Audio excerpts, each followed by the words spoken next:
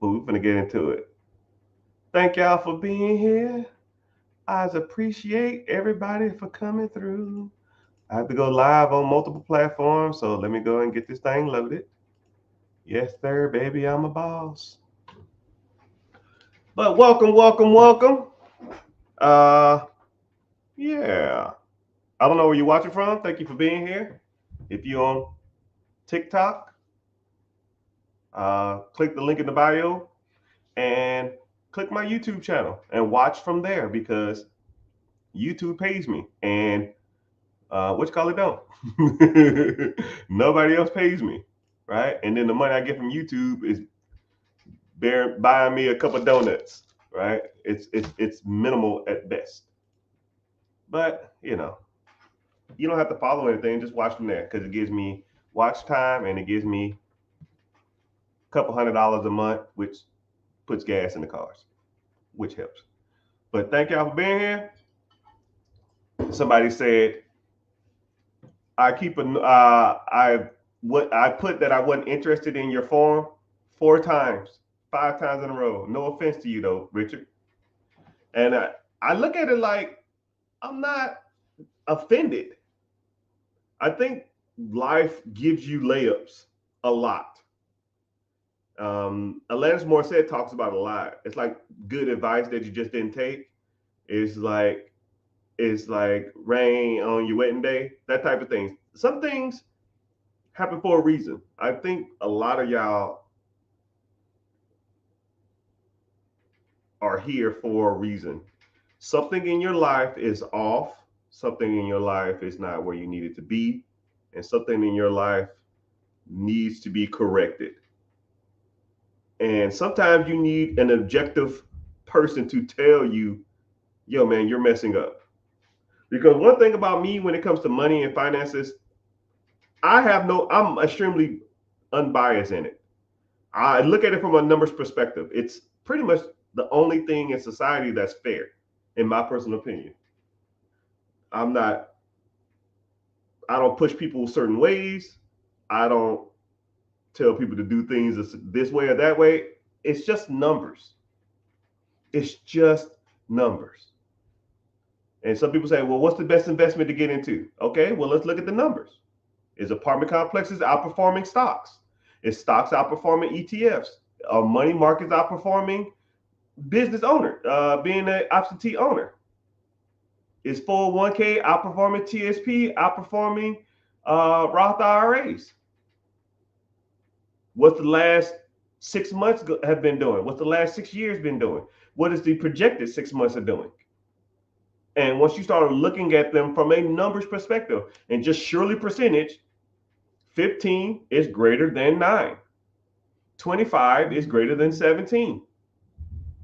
If something says it's going to do over 10 years, 18%, and another one says over 10 years it's going to do 9%, well, put your money statistically where it's going to make you more money.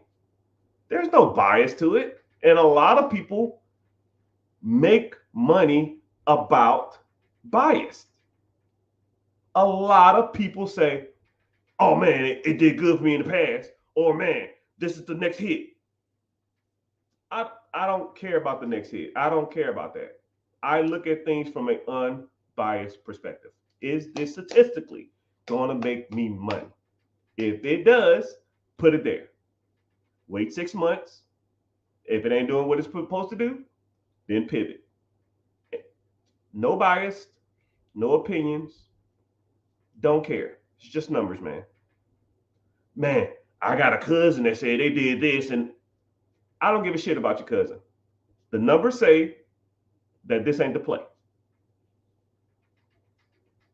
So it is what it is. But somebody said that they keep I keep popping up on their feed. And they said they don't want to see my content and they keep blocking me. Sure. Hey, God is a great and mysterious person, right? I'm not trying to make this about religion, but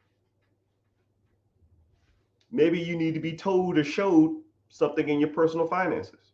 And one thing about that too is I think a good outside perspective on anything in your life will always be good. So sometimes people give you the best advice who don't know you because they have no skin in the game. Like your parents can be biased, your friends, your spouse, your kids, your best friend, your co-workers, their opinions are biased. But somebody like me, when people ask me about money, I don't I don't care who you are. I'm just looking at the numbers, man. Right? And I'll see people, I swear to you, I will get people and I'll say, when's the last time you reviewed your stock portfolio? When's the last time you reviewed your IRA, your 401k, your index funds? When's the last time you reviewed it? I don't know. Okay, cool. Let's look at it.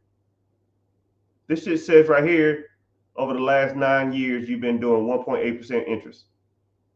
You think that's good? No, that don't sound good. You can write it ain't good. So what you gonna do? Same thing.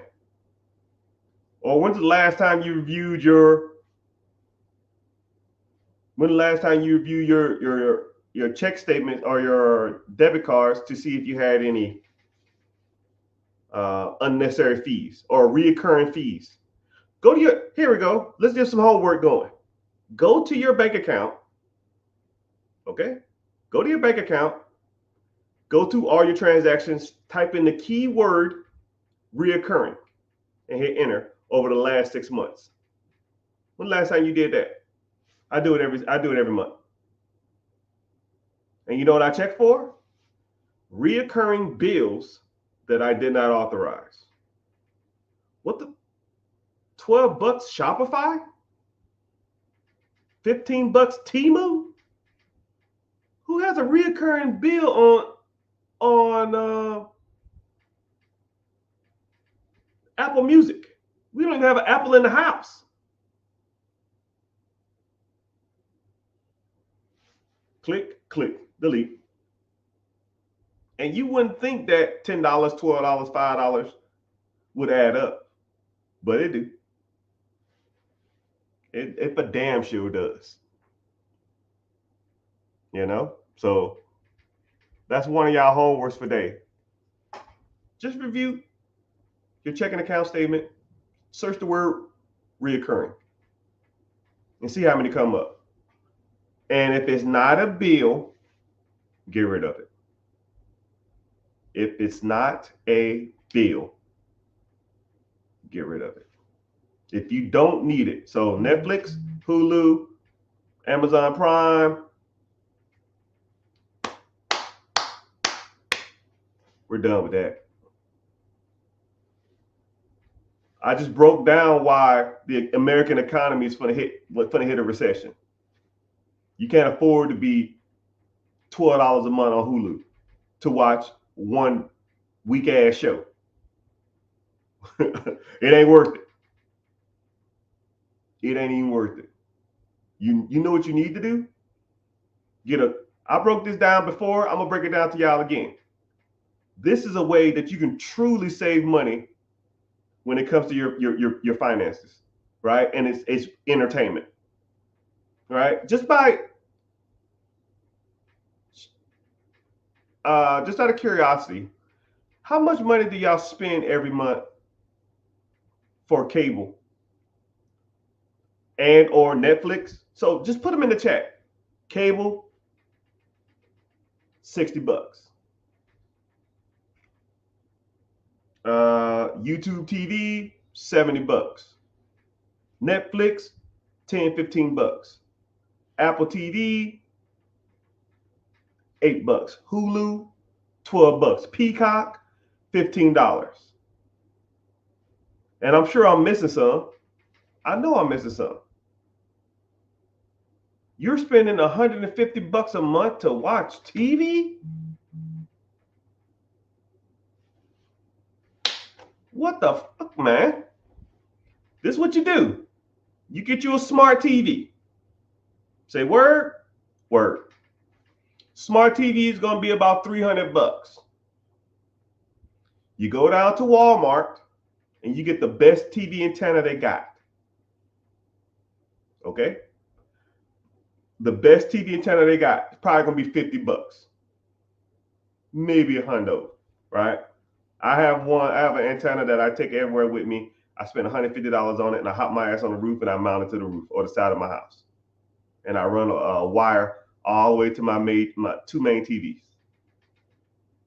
You do a search for air channels / satellite channels and digital channels.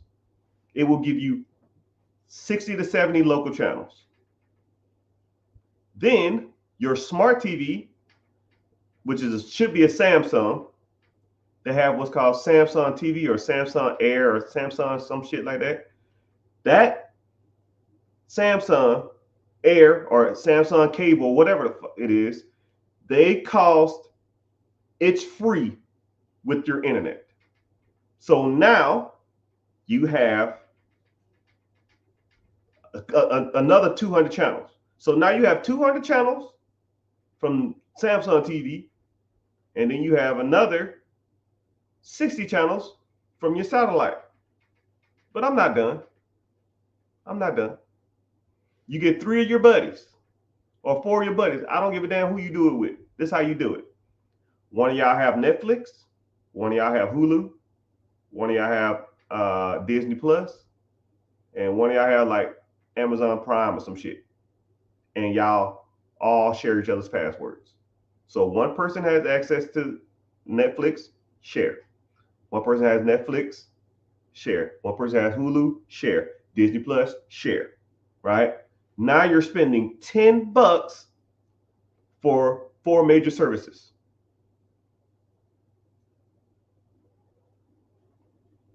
But Mr. Richard, I want to watch football. I didn't say I was finished yet. Now you go out there and you get you a jailbroken Fire Stick. Go on Facebook Marketplace, type in jailbroke Fire Stick. They're like $80. And or you can get what's called a hot box. I think they're called hot boxes. Hot box gives you every pay-per-view, movie, TV, sporting event, Amazon Fire Sticks, every pay-per-view, every movie, every sporting event, every pay-per-view event there is. The Amazon Stick's gonna run you about 80 to 100, or you can get you what's called a smart box or a fire box or a hot box. I don't even know what they're called, but they're like $200. You plug that onto your main TV.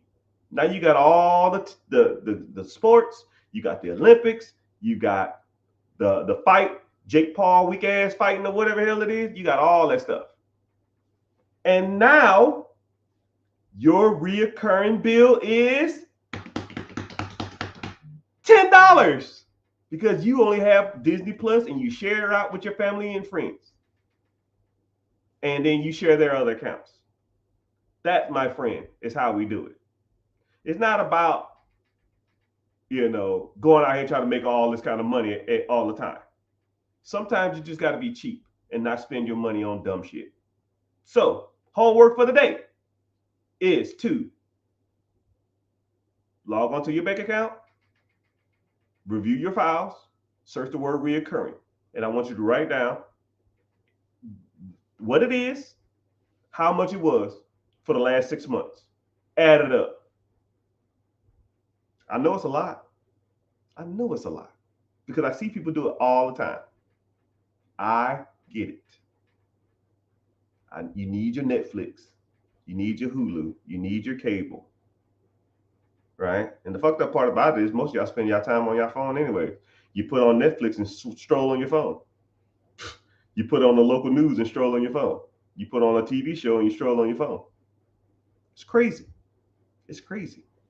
You spending money on shit that you don't even use. You just want the ideal of having it.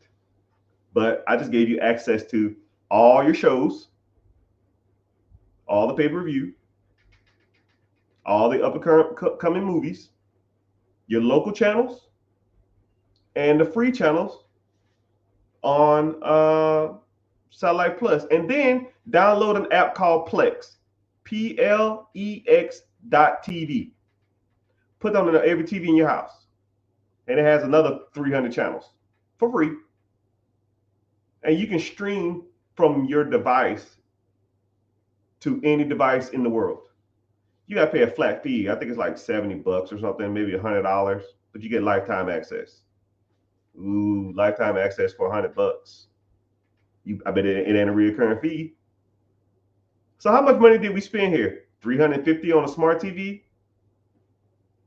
a satellite, $50. That's $400. Fire Stick, $80. You have $480. And a Plex subscription, a one-time Plex, $80. You have $550.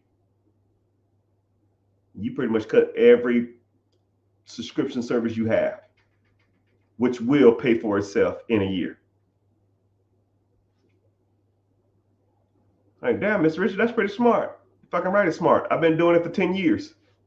I mean, shit. Why pay $100 a month for 10 years? I just do that. I mean, you have too much accessibility to the world for you to be paying for stuff, man. It's just, hey, whatever. Let's get to some other stuff, man. I know y'all don't want to talk about that stuff. Diversity.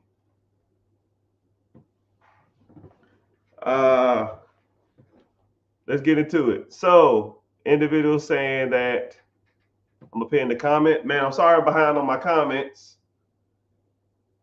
Yeah. Somebody said I don't spend nothing on any of that. I have a broken Fire Stick, and someone stole my Netflix password, but I just use my Fire Stick. Wow, didn't I just say that? The Fire Stick is comically the best thing since sliced bread. You can jailbreak Roku's too, but I ain't done it. I just know that Fire Stick works. Anyways, we're talking about different investment. We're talking about apartments versus other avenues to invest in. Apartments have outperformed the stock market for centuries.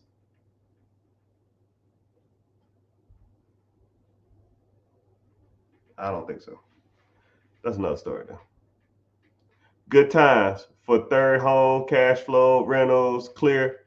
So an individual here said he has 3 properties that clears $5,500.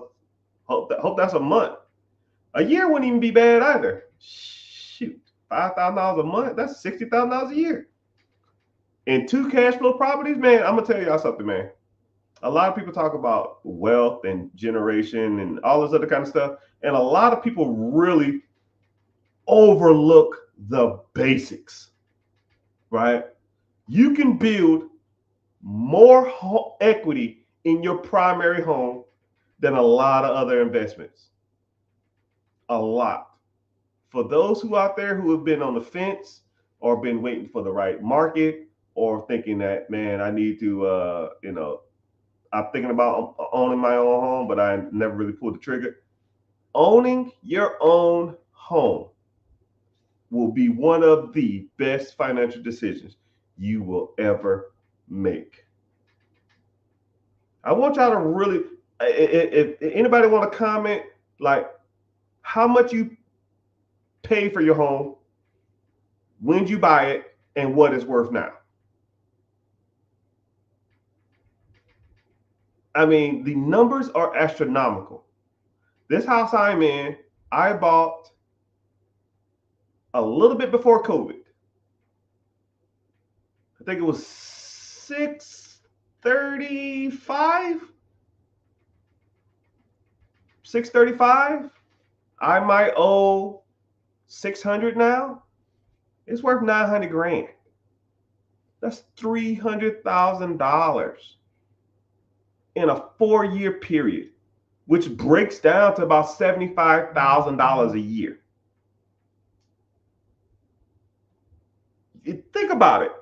You're making more money than you're making more money in equity in your home than you are working. average person in America makes $56,000 a year. This home is made $75,000 a year. What's a better investment, your job or this house? And all I'm doing is living in it and paying the bills. Now that house payment a monster, I ain't gonna lie about it. The interest rates are nuts. However, the amount of equity I'm building is supersede all of that. You know? Do money sleep? Money never sleeps. In order to buy a yacht, you was talking about do you invest in apartments? Huh? Investing in a yacht. If you want a yacht. But I'm gonna tell you something about money. A lot of people look at money blindly.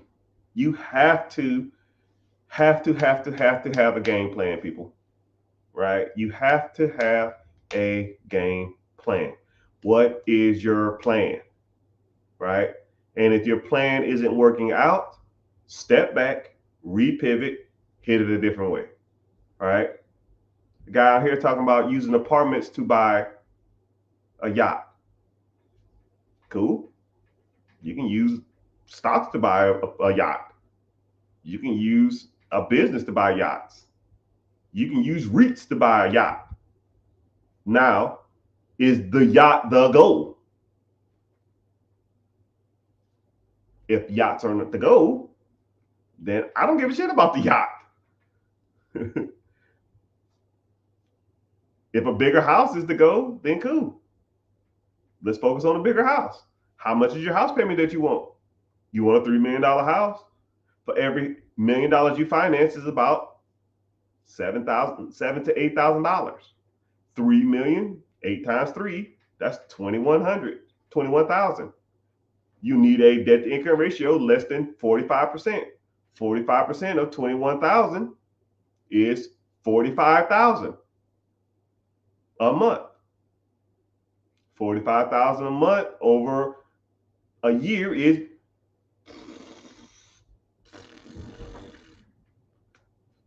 $510,000. $525,000 is what you need to make to get a $3 million house. Okay.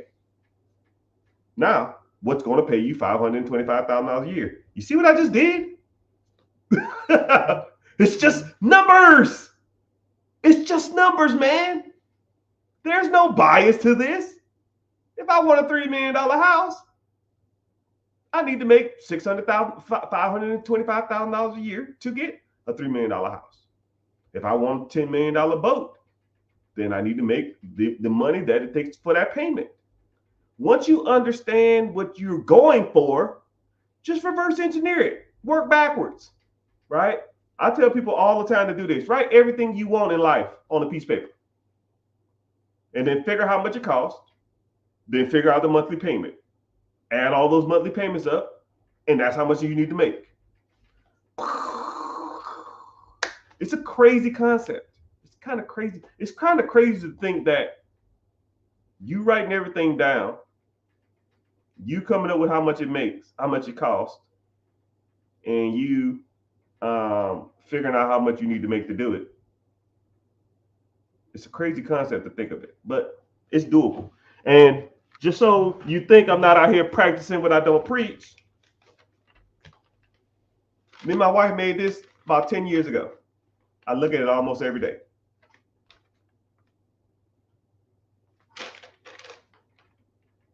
We want a house in Florida on the lake. Wow, it's almost like the shit came true. House in Costa Rica, Bahamas, and we ain't got that shit. A house on the Gulf of Mexico, whatever. 2 dogs. Take a vacation to Bora Bora every year. That should be taxing. Kids' education. a maid and a chef, enough income to support our lifestyle. My kids want all this other kind of crap. Yeah.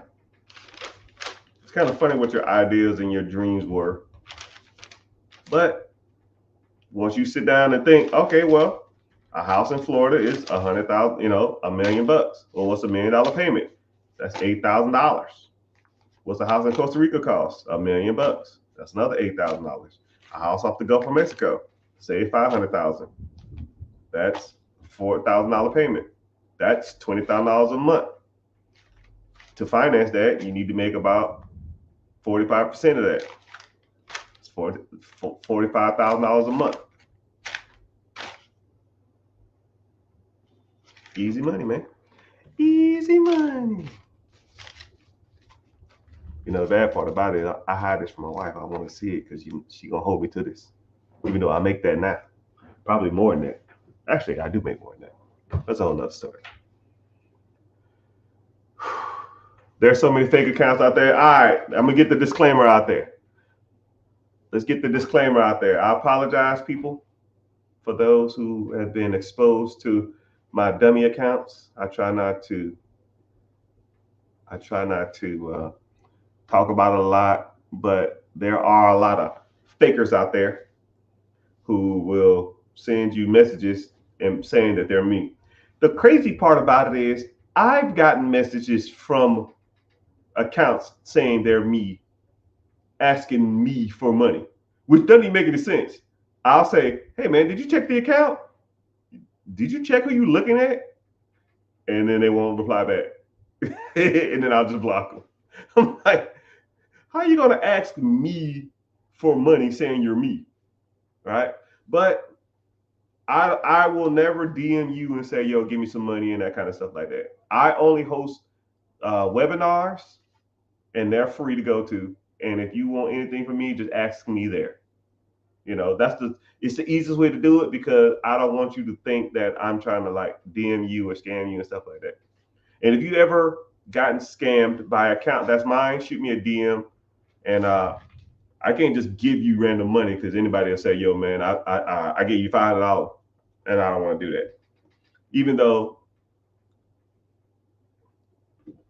I genuinely want to give people their money back if they got ripped off by a fake me, but I don't know how to verify it. And then people just call me and say, yo, man, your fake account gave me $80 and I got to send you $80 and you just saying it. All right, somebody commented, trying to get over the fear of being successful. Think about it like this, man. You've done nothing so far, and where's that gotten you?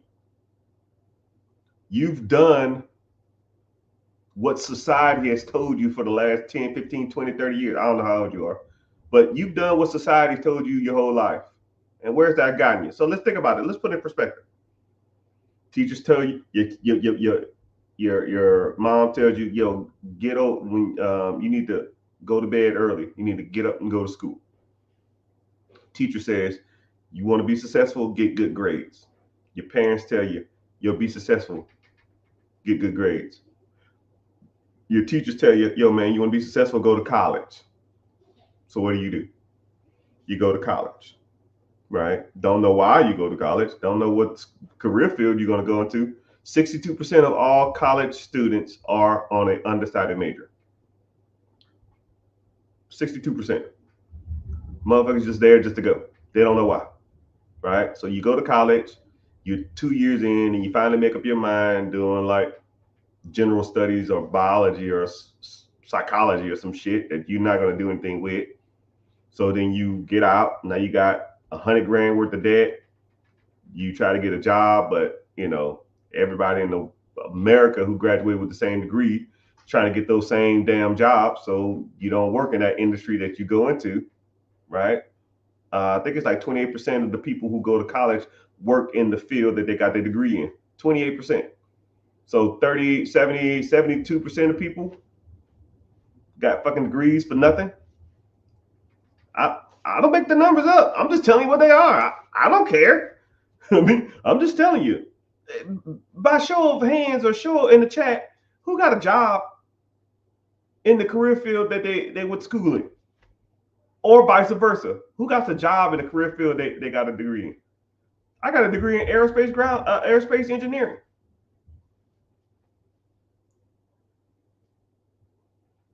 I own multiple companies, man. What the hell is that doing? Right? Went to school for engineering. Went for management. Well, I went for business, but I guess technically, but the most people don't even get a job in that career field. So now what do? You go out there and get a bullcrap job just to make ends meet to pay for this damn student loans you got, right? And it ain't enough, right? So the idea of people deem success is what? Now you need to go out, get a girlfriend, get a wife, or a spouse, and you go do that. And they did the same dumb thing you did. They went to college, working a bullcrap job, but y'all fall in love, y'all get married, right? When y'all gonna get married? When y'all get married? Cool. Now y'all need to get a house, right? Y'all gonna stay in this apartment forever, or y'all need to start having babies, right? Society's telling you this. You probably don't even want kids, but everybody telling you, man, you need to go, you need to have some babies, you need to buy a house, you need to do all this, you do all that. And what do? You go out here and do all this dumb shit, right? You go out there and you buy a house, right? Working 2 mediocre jobs, barely making ends meet, but you feel like you're throwing your money away if you're renting. So, but you feel like you can make it if y'all got 2 incomes. So 2 tiers, 1 bucket, let's go for it. So now y'all both go out and get a job. I mean, y'all both go out there and get a house. Entry level home, $350,000 while. For every $1,000, for every $100,000 finance is $800. So 3.5 times 800, your payment is $2,250, maybe $2,400. But y'all got 2 mediocre jobs, y'all can make it work. And then what happens? When them grandbabies coming along, I need them grandbabies. I need them grandbabies. But y'all have 2 mediocre jobs. Y'all got a house, and then what do y'all do? Man, I can't be driving this crap box I had in college. I need to get me a nice car because I'm working hard, right? I went to college. I want to reap some rewards. So you go out and get your wife a decent car, right? Maybe a $400-500 payment. You go out there and get you a decent little truck, $400-500 payment. So now you got, $1,000 worth of car payments and a $2,500 house payment. You $3,500 in the hole. That's damn near 40 grand a year. Just because somebody told you, yo man, you need a new car. The car you had was fine, but you listened to society. The apartment you had was fine, but you listened to society. You could have went out and got that same job, probably without that college education, but you listened to society. And society has told you wrong for years. So then what? I need some grandbabies. Society. When y'all been married, y'all have a family. When them babies gonna come? Society. So what you do? You knock her up, or you get preggo, and what happens? Mommy can't work pregnant, so she quits her job. So now your income is cut in half from these 2 mediocre jobs, right? But you've been working your ass off, so now you got an executive, like some damn shift leader or account manager position. Now you might make a little more money at this job that you didn't get a degree to do. So you got to put in overtime because mommy car need to be paid, and mommy need diapers, and mommy need to go shopping, and you got to pay for this house payment, and now you got to pay for these 2 car payments because mommy ain't working now, and she gonna be out the game for at least 3 years to that damn toddler because you can't afford them to have her go back to work because now you got damn daycare, and that's just $1,200 a fucking month, right? So she ain't gonna work until at least the baby 5. That's pre-K. And then you working all hard, working extra hours. Thanks, Jazz. Thanks for the gifts. Then you going through all this other kind of crap. You're working hard and you do nothing with your life. Right? You want to have some fun. You want a motorcycle or a jet ski, hell, or even a vacation. But you can't afford a vacation because all your money going to diapers and car payments. You might have a little 401k saved up, but you can't even touch it. So what do? You want to go to Disney, you put it on a damn credit card. You want to go to a movie every once in a while and enjoy life, you put it on the credit card.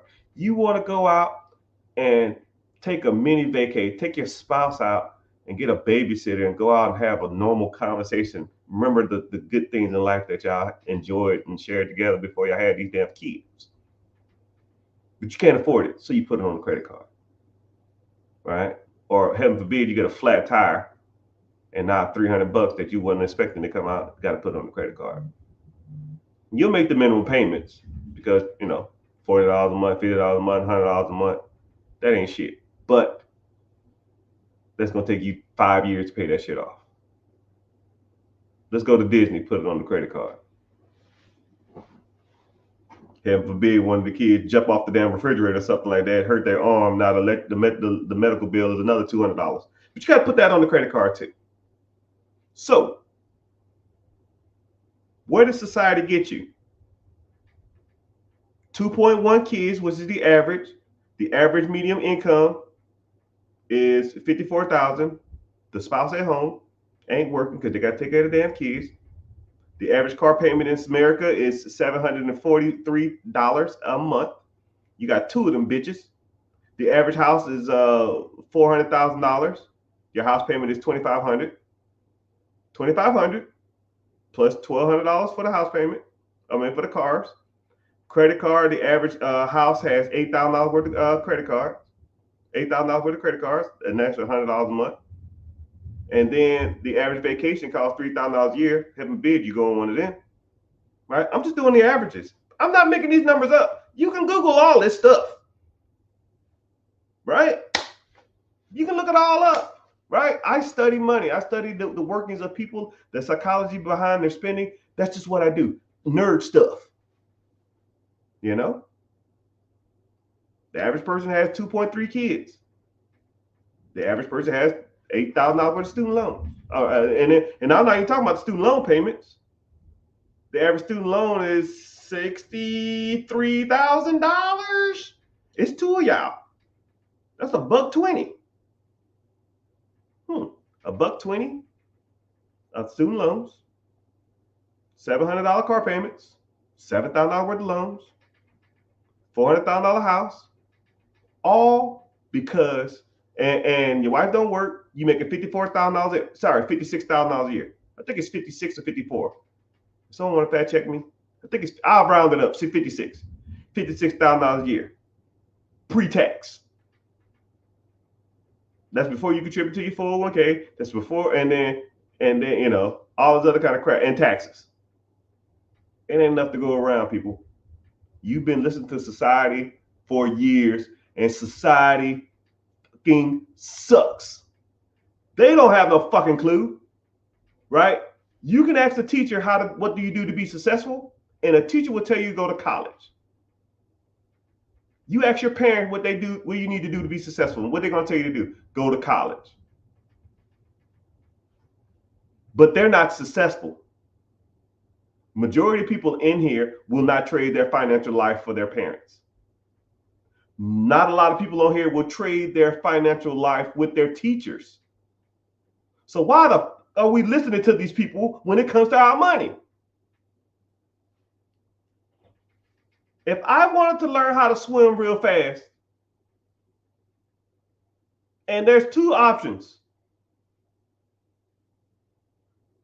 My teacher or Michael Phelps. Where do I go? If I wanted to be the best basketball player in the world, do I go to my parents or do I go to LeBron James? If I wanted to be the best superhero in the world, do I go to my grandparents, or do I go to Superman? Learn what you want to do and be in your life from those who are doing the thing you want to do.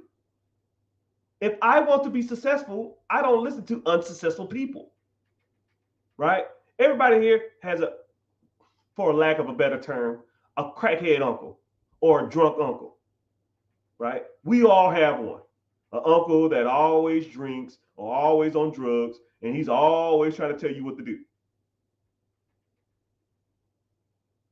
He's funny to be around during the holidays, but he can't tell me sugar from shit. I don't listen to nothing he says.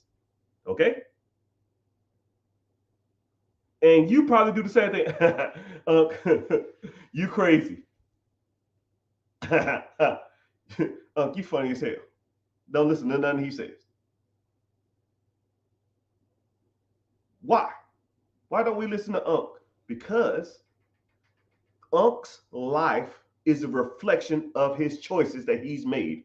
So whatever he has to say doesn't give me validation that it's going to be true.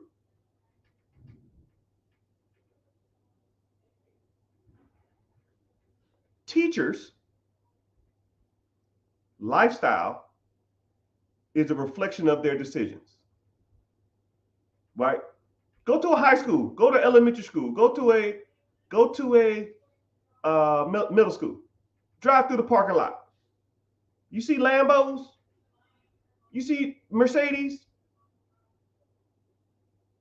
you see Bentley coupes. Nope. But if you ask a teacher, which we've all done this, why do you teach? Is it for the money? No, hell no, it's not for the money. I enjoy doing this.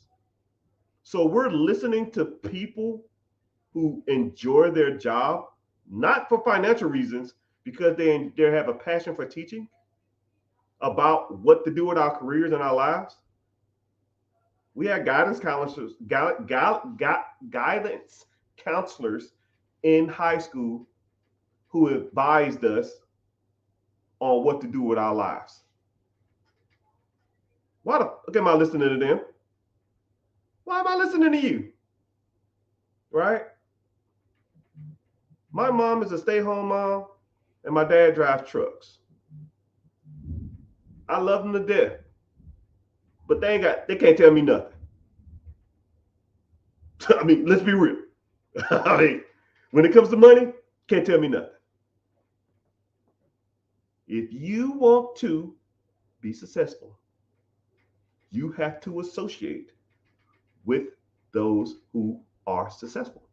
You have to associate with those people who have a lifestyle that you can either see yourself with or can visualize yourself being around at some point in time. You know,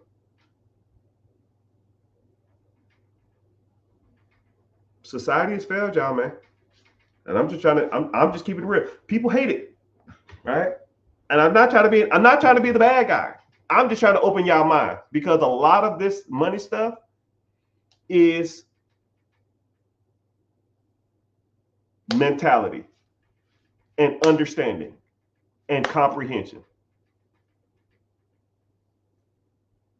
If you think that you're going to be successful with a 9 to 5, you already lost the battle. 3% of millionaires are working 9 to 5. You know what? I need to pick up an extra shift at my job. Oh, I need to get a second job. I'm gonna tell you something. Have you noticed that people with 2 jobs have less money than people with 1?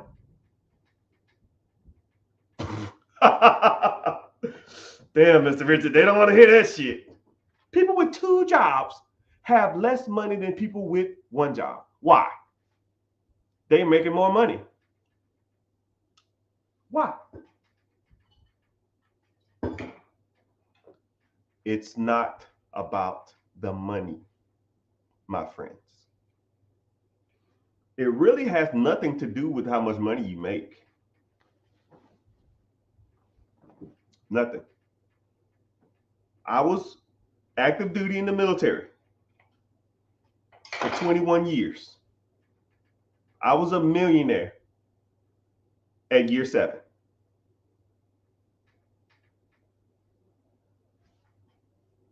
When I was technically a millionaire, I was making base pay $36,000 a year. $36,000 of government employment as an E4.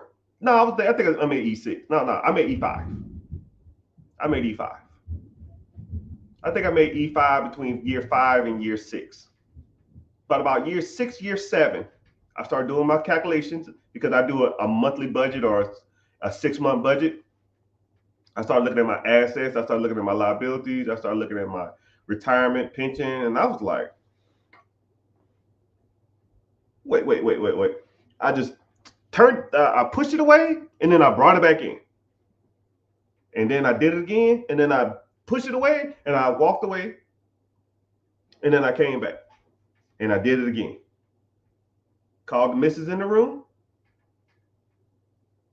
I said, I hold her hand out, shook her hand, said, congratulations. You're a millionaire. She was like, what? She said, it don't feel like I'm a millionaire. I was like, I don't know what a millionaire feels like. I know what it is. Look on the paper. Start looking at, okay, real estate, income, assets, liabilities, total. Wow. I don't feel any different. I'm gonna just keep doing the same shit I did to get to that point. Right? Just like y'all gonna continue to do the same thing y'all are doing every day. Right? If the world, all the money in the world got split up, they said in about 5.5 years, all the money would be dispersed right back where it was. If all the money in the world was put in one big pot and split up evenly amongst every human being on the planet, it would be somewhere in the range of $146,000. I read this in a book called Time is Money. Actually, Time is Money Part 2. Time is Money. He talked about how if you took all the money on the planet and split it up, how much time would it take for all the money to be right back to where it was? 5.5 years. You was middle class, you'd be right back middle class. You was poor, you'd be right back poor. If you was rich, you'd be right back rich. If you was wealthy, you'd be right back wealthy. And if you was homeless, you'd be right back homeless. Because people are creatures of habit. You are going to do the same dumb shit when you get money than you do without the money. Right? If you go out and you look for Mercedes and BMWs and lifted trucks when you're broke as hell, as soon as you get some money, you know what you're going to do? You're going to go out and you're going to spend your money on BMWs, Mercedes, and lifted trucks, right? If you spend your days at the casino gambling, roulette, craps, slot machines, when you get that inheritance, so that get some money, you know what you're going to do? Go play slots, go play roulette. You know, you're a creature of habit. You got bad habits. You're going to do the same dumb shit you're doing now than you was doing with them before you got the money.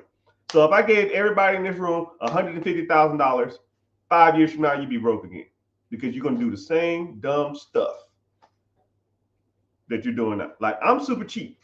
I'm going to be cheap my whole life. And if I got $150,000 check right now, I'm going to still continue to do the same cheap ass stuff I'm doing now.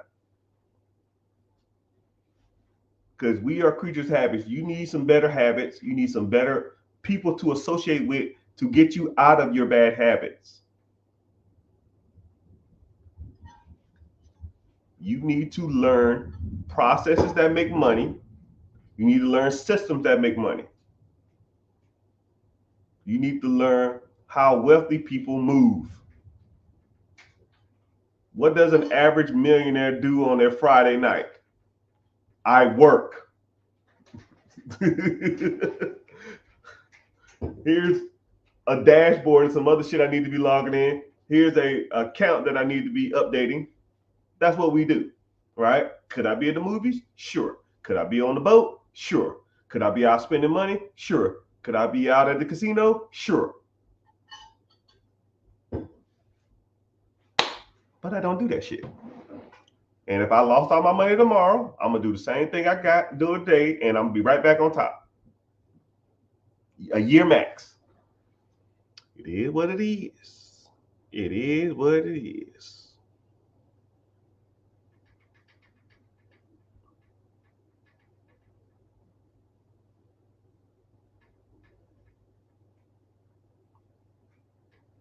So let's get to talking about some things. I'm sorry I'm behind on the comments.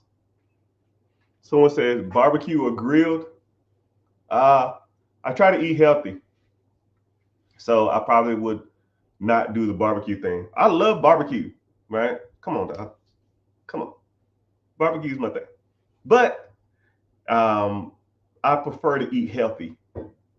Not because it tastes better, because I want to live long. I mean, you gotta, a lot of things that you do in life is about discipline, right? That's why you don't see a lot of overweight rich people.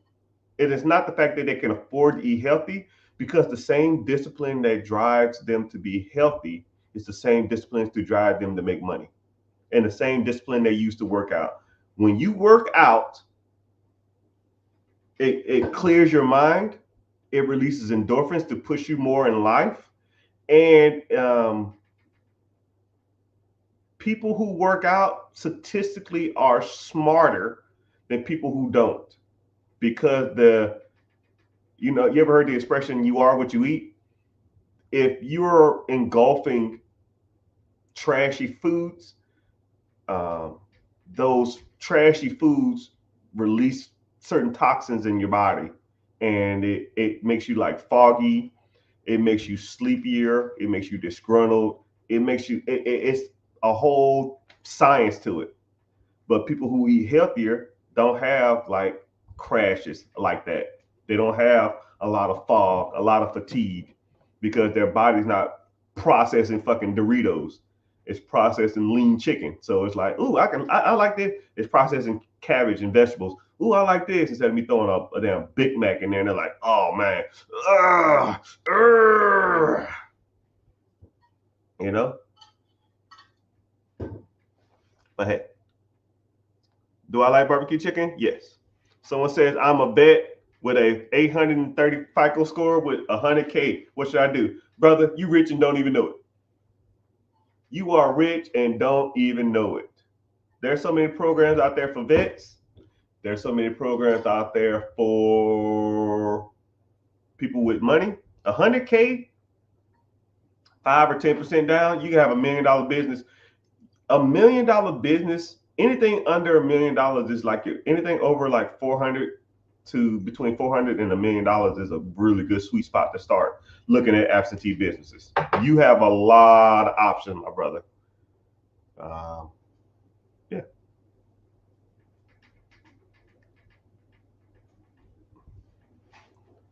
Is there a prediction time on a recession?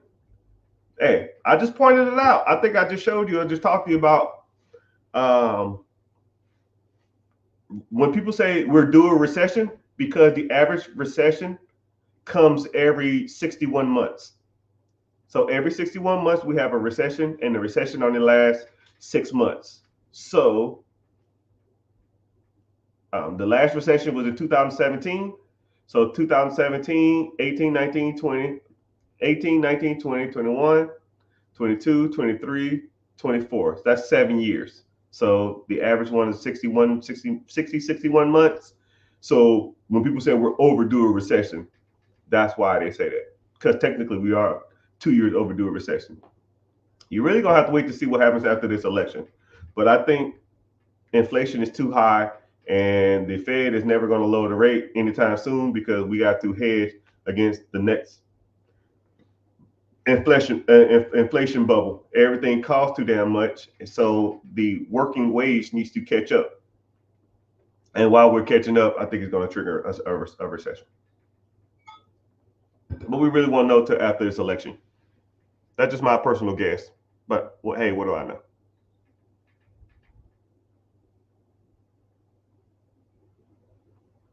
How do you get a Fire Stick? I talked about it earlier. Go on Facebook Marketplace, search Fire Stick. Right? You'd be surprised what you can find on Facebook. I found a guy who got me a jailbroken switch, meaning that the switch had some kind of chip in it, and I connect the chip to a website, and the website lets me download any game that's out. I had to pay, I think I paid him $150, but I can have any 10 games. But the only stipulation is that I only can have those 10 games at any given time. So there's 10 games on my Switch, and let's say I wanted Zelda or something, I don't know, and I had Super Smash Brothers, and I don't play Super Smash Brothers. I had to get rid of Super Smash Brothers and then get Zelda. So I'm gonna have 10 games at any given time. But for $150 to pretty much have any game for free, right? I found that dude on Facebook. And also, yeah, just go to Facebook Marketplace, type in Fire Stick. I'm sure you can find some guys that can. I'm sure you can find some guys out there. How about Tubi TV? Tubi's free as long as you have internet. Tubi's a good one. Tubi's good.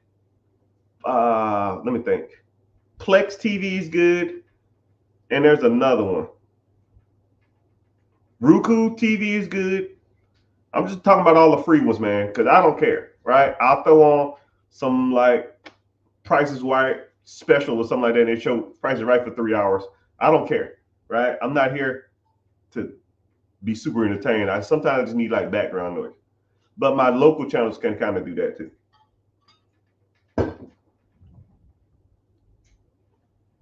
How are cleaning businesses to purchase run without cleaning myself? Well, first of all, Mr. Hammer, anytime I talk about ownership of a business, I'm always going to talk about the perspective of me not doing the work.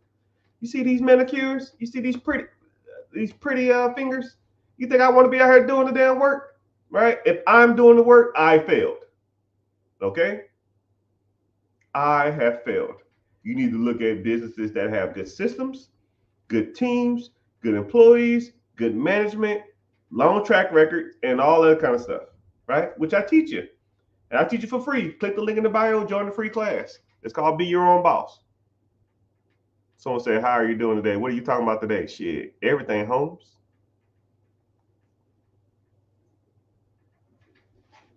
We're talking about house value. Somebody said they bought their house in 2016. Someone said they bought their house in 2016 for $419. Now it's worth 1.2. So let's think about it. Let's do some simple math, right? No, because I lie, you lie, but numbers don't. $1.2 million minus $419,000. That's $781,000 since 2016, 17, 18, 19, 20, 21, 22, 23, 24. That's 8 years. Divided by 781,000 divided by 8, that's $97,000 worth of equity per year in their home. Meaning their house has made more money than they made probably as an employee.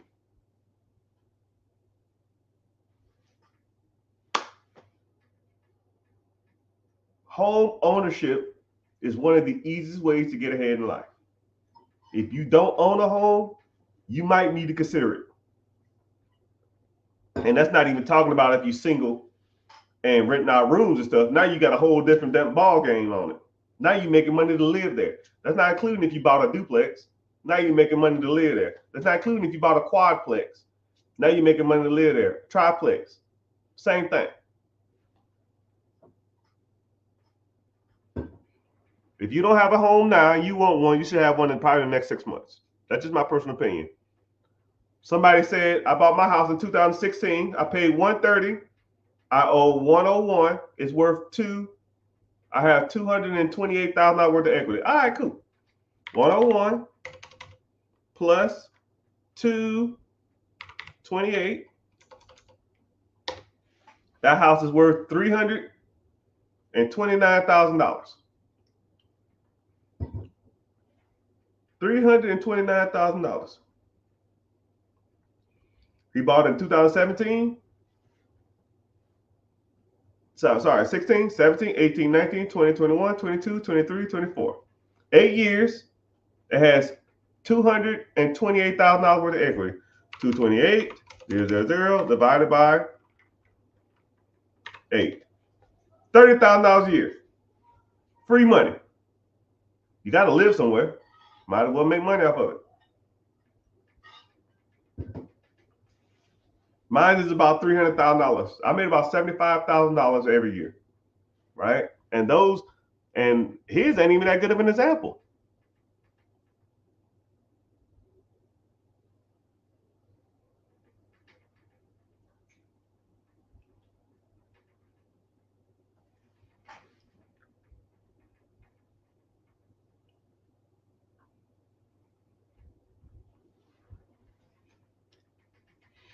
Somebody said I got a degree in Parks and Recs. I didn't know you can get a degree in Parks and Recs, and I'm a utility contract foreman.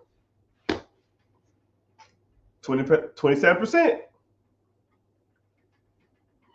27%.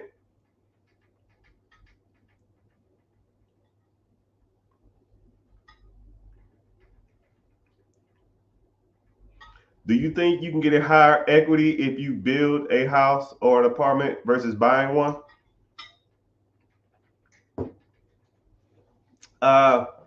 It depends.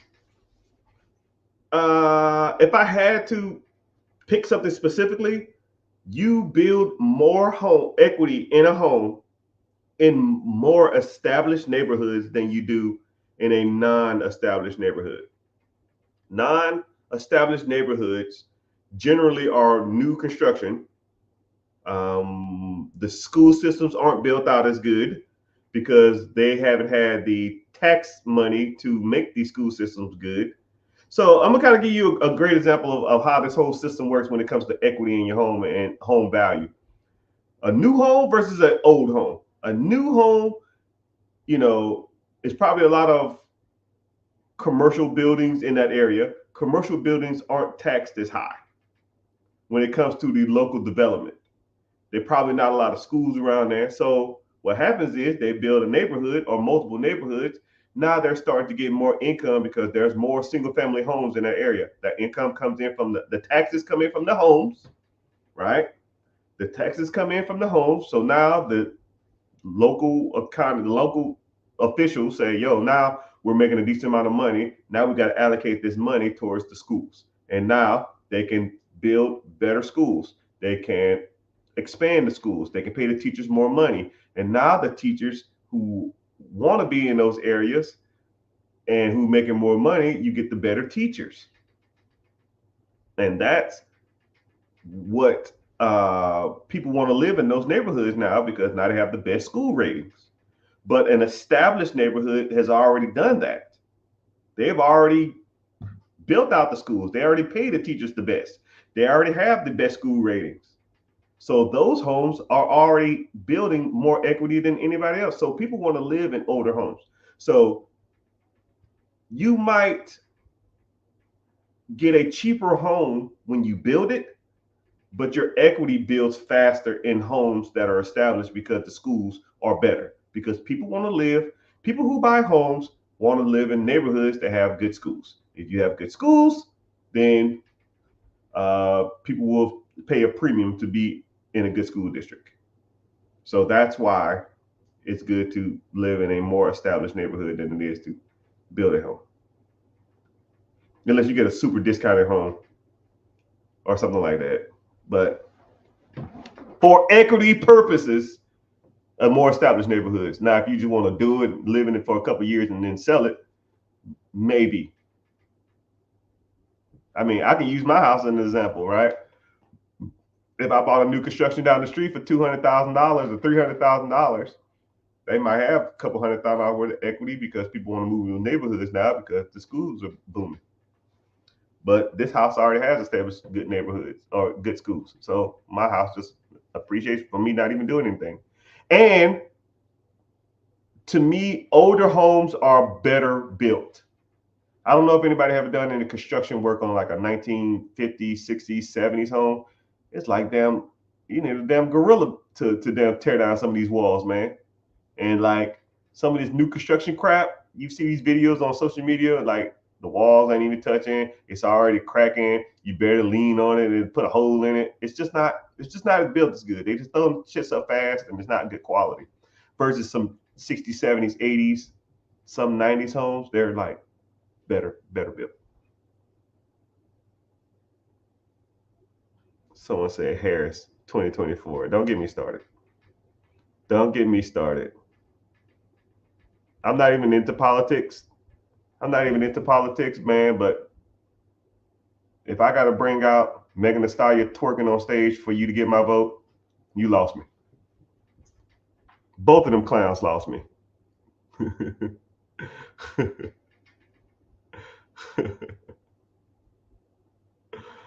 Oh man. If you want to get into the mentorship, global, click the link in the bio. I don't know. I have different programs. I offer different stuff. This depends on what you want to do. Click the link in the bio and join the free class, and we can go from there. You have so much time on your hands. Yeah, that's what rich people do.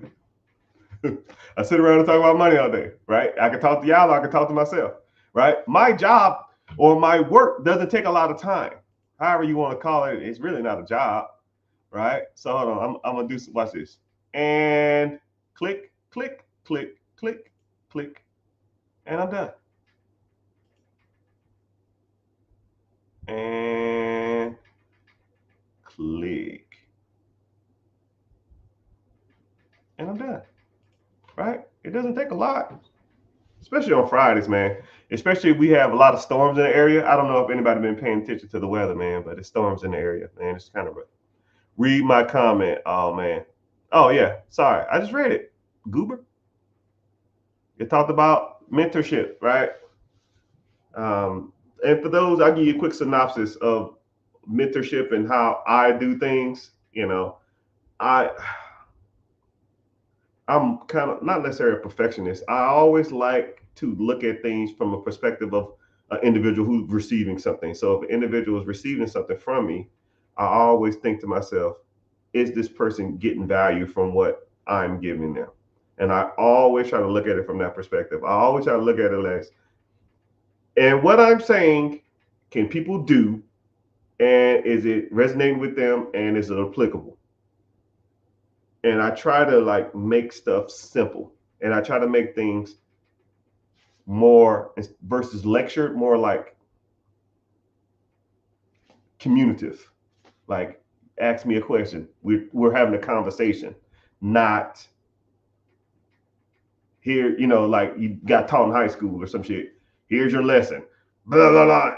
The great Roman Empire. Blah blah blah blah blah blah. Julius Caesar. Blah blah blah blah blah. Any questions? I'm lost. Shut the hell up. Here's your test. I don't want it to be like that, right? I try to make it to where it's, everything. It's like a two-way street. Someone said, "Give me $150,000 right now. I bet I won't." Statistically, you will, man. They not like us. They not like us. They not like us. What branch did you serve in? I'm retiring from the Navy, Air Force. I did 21 years in that hellhole. And the bad part about it is, I'm still part of like the community chat, and every once in a while, like I think we all need metrics or things to motivate us. Even I need motivation. And sometimes I get into my old chat, which I still have access to, and I see these dudes on here arguing and debating about shit all the time. And I'm just like, oh my goodness, man. Damn, I can't believe I used to deal with this shit every day. And it's like, one thing about the military is, it's like the littlest things are made to be out the biggest things. And the big shit, they almost sweep it under the rug or don't even talk about it. You know, it's so weird. And one thing about the military that I did not like, even though I'm not bashing the military, I wouldn't change it for the world. It's like they don't look at things from a dollar cost money management perspective. You know, me being super cheap and really money cognitive and money conscious, that side of me always irked my nerves when it comes to the military. We always threw money at problems. We just didn't. Sometimes, sometimes you can sit back and be like, yo, man, $10 and a few hours can fix this problem. And they'll say, no, we don't have the hours. Here's $100,000. We're done. And I'm just like, yo, yo, yo, yo, yo, yo, yo, yo, yo, yo, yo. And I hated that.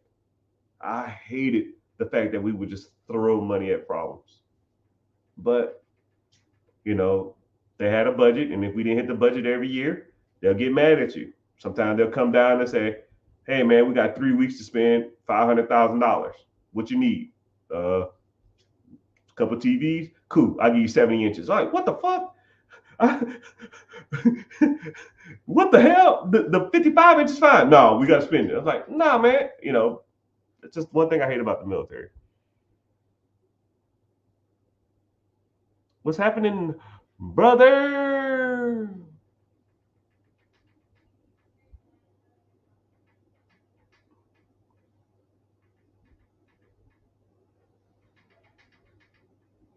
I have a deal right now, and I realized it wasn't a deal when I looked at the construction numbers. Yeah, that's why you do the due diligence. One thing that I always focus on in the mentorship, I always try to focus on teaching people how to evaluate deals, because once you kind of understand how to look at deals and you can do it in your sleep, you can just look at them really, really fast and you can dissect whether they're even worth it or not. Could I live with my parents and rent my place out on Airbnb? Yeah, you can do whatever you want. Or you don't necessarily have to do Airbnb. Airbnb is cool, but there's more methods than Airbnb. You got assisted living facility if you want to do that. You have corporate leases, you got that. You got short-term rentals, you got that. You got long-term rentals, you got that. And then you got a slew of other stuff that you're going to be putting your money into. It ain't necessarily it ain't necessarily it's more than one way to skin a cat, which I don't like that analogy, but it's more than one way to make money out there in the universe, right? I think you should look at your area, look at your demographic, look at your cost analysis. Like if an Airbnb to get all your furniture set up is $2,000, but a short term rental, or $3,000 or $5,000, but a short term rental, or a corporate lease, you might can make more money. Or even a long term rental, you don't have to put no money initially in it because you ain't got no money, but you won't make as much money long term. Or you do room share, right? You still live there, rent out a room, or just move into your parents' house and then find another place while you rent out the other one. You got options, young brother or sister. That's why we talk about these type of things, right? Say, word, we need Bernie Sanders. Man, don't get me started. Beetlejuice for president. I'm gonna tell you something. I'm a huge Beetlejuice fan. You mean like the black Beetlejuice or like the black and white Beetlejuice? Right? The black Beetlejuice. I can watch Beetlejuice clips comically for hours on end. Like I have my Achilles heels, right? I mean, I'm not a pro or a con against any social media platform, right? I fall into like the stroll traps just like everybody else, even though I hate doing it. Uh, I've been watching a lot of cat videos lately, and I hate cats. But when cats do stupid stuff, it's just entertaining.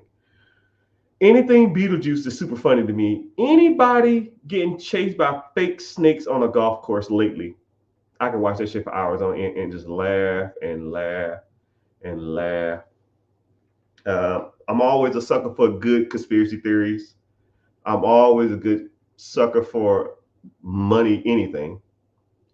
I love money hack videos too. I'm actually in talks with a guy who been following me a while. I didn't even know this. I was just strolling through and I never followed him, but I always see his stuff and I always engage with it. And then I was like, let me reach out to this dude. And he was like, yeah, he was following me. And I was like, oh shit.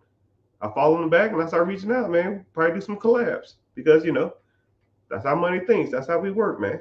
That's how you get shit done, man. Start negotiating and working around other people that are doing stuff that's similar to what you're doing, right? Will the tax eat him up? Eat who up? Do you like stand-up comedians? Yeah. I used to be a stand-up. I did it for a little bit. It don't pay shit though. You gotta be a stand-up comedian for like 10 years before you make it. But a lot of the like bigger guys, y'all know now, I met all them guys in comedy clubs in Atlanta in the 90s. But cameras wasn't as disposable as accessible as they are now. So things like Mike Epps, Kevin Hart, Dave Chappelle, uh, Arnaz Starr, Ellen, which, oh my goodness, please don't get me started on Ellen. She was a butthole then. And a lot of and Kevin Hart is shorter than you think, way shorter than you think. He was really little. I'm not a tall guy. I might be 5'9" on a good day, and Kevin Hart is a little dude. He was like here to me. Who else I met doing comedy clubs? They used to have artists come through. I met T.I. Jeezy was there. I met Jeezy was thugged out. Yeah, I wish I had a camera back then, but you know. And I had a decent set. I think if I did it again, I think I could kill it. But I just don't have the time, nor do I want to sit around and tour the nation for pennies on the dollar. But one thing about me, like you have to have thick skin, and you got to have like when people I don't know if y'all know who Matt Rife is, right? Matt Rife he's good off the cusp of his head, right? You have to be when people talk, you have to be able to like be able to kind of roast them or say stuff funny right off the top of your head. And then I wasn't good at that. I would like get nervous. Like I could sit all day long. That means that I can do like an hour long segment. So like whenever you get to like the Netflix specials and stuff like that, when you don't get a lot of roasters and drunk people, like I can do that shit all day long. But when I get like heckled and harassed or people start talking shit, like it really like throws me off. And I just start talking shit back. But then sometimes my talk shit ain't funny. It's just like kind of belittling and mean, which I don't. But I think I gotten better at roasting people. I guess you know what I mean. It is what it is. Anyways, what are you referring to about renting a room? So if you go to Zillow, Zillow has a feature on their phone. Just go to rent and then stroll down. It'll say like rent the entire house or rent a room, meaning that you can rent out segments or compartmentalize your apartment or a place, and you can rent out portions of your home. So, and there's also multiple apps out there where you could just rent um, places in your house. So another thing that you probably can do is, if you wanted to, you can rent out places in your house for people who want a studio, or you can do I forgot what's called. It's not garage mates. You can like say if you had a 2-car garage, but you don't even use it because you park outside, or you park on half of the garage and you have another half. People who have like really nice cars, they want to park their car in the garage, or they want to store. A guy told me he rented out his garage to a guy who had a band, and the band would come and they would need their instruments at any given time. And he gave them a little garage clicker, and they would come in, they would use the garage clicker or let them know they're on the way. And he will either open the garage and meet them out there or whatever, and then open up the garage or have the little keypad or something. You could change the keypad code, and then, go in there, they get their stuff, and then they go do their gigs. And then when they're done, they come open the garage back and put it up. They lived in an apartment. They didn't have nowhere to store their stuff. Right. And he was renting that out to them for, a couple $100, $100 or something like that. You never know what people need to store their stuff. There's so many creative ways to make money out here, people. And I don't see why in 2024 people are still broke or people still struggle, because there's some, it's a good idea. You can rent out rooms. There's people who want like a studio space, just like there's people who do podcasts and they have an apartment, but they have no place to do it. So they'll rent out your room and they'll go in there and do like their podcast and stuff like that. And you charge them, I don't know, $600-700 a month. They just leave their stuff set up. If you want to put a lock on the door, hey, I'm coming over. I need to do an episode. All right. So I'll be here. I'm here from here to here. Come in there. They go in there, they film, they whatever you got to do, and then they bounce. They just leave the setup there. Rent out your room. Rent out your garage. Right? Pool renter. Let's say you have a pool. You could rent out your pool in your backyard to people who want to throw a pool party. Like say if your daughter or something like that's turning 10 and she want to go to a pool party, but nothing's available. They go to pool renter and you rent out your pool for $100. And then you say, hey, $100 to rent it. I have a grill. You want to use my grill? It's going to be $50, and I'll fill up the propane tank. And then they're not going to use the whole fucking propane tank. Let's be real. And I have floatables. The floatables are $10 to rent.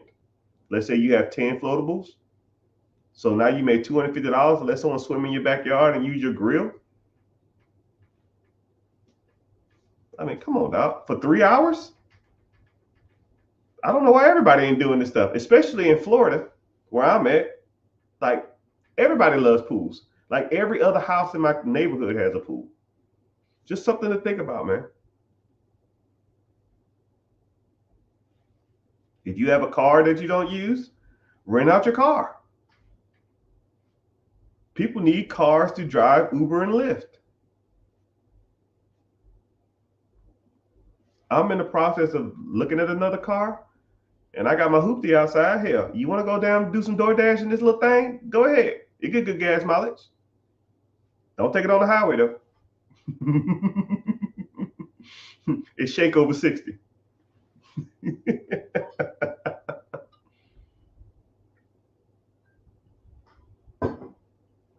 But my friends, thank y'all for hanging out. Oh, shit. I didn't mean to send you an invite, sir. I didn't mean to do that. I don't know if you're even in here anymore, but I apologize if you are. But thank y'all for being here. I'm about to get off. I got some stuff I need to do. I hope y'all found value in anything that I said. And I hope that you out there continue to learn and continue to grow and continue to push yourself financially, because scared money don't make money, and you will not get ahead in life doing the same stuff that you've done for the rest of your whole previous life, right? You ever heard the expression, the definition of insanity is doing the same thing over and over again, expecting a different result? It's the same thing when it comes to your money.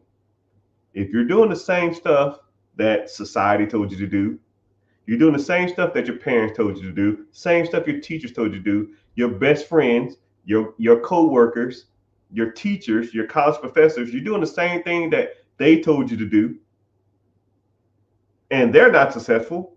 What do you think is going to happen with you? You think it's just going to be a magic pill? Oh man, you're smarter than the people around you. You might be smarter than the people around you, but you're going to be a product of your environment.